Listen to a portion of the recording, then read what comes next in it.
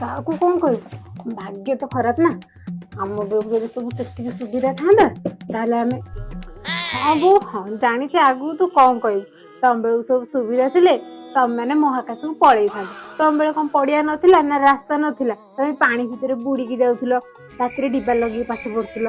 ଆମ ବେଳକୁ ଏସବୁ ଜିନିଷ ନଥିଲା, ସେଇଥିରେ ମୁଁ ପଞ୍ଚମ ପାସ୍ କରିଛି ବୁଝିଲୁ।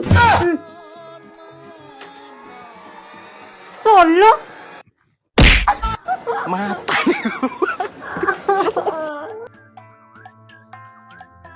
ଓ ମହାରାଣୀ, ଆଜି ଏ ଲୁଗା ଦିଟା ଶୁଖିବ ନା ଶୁଖିବନି?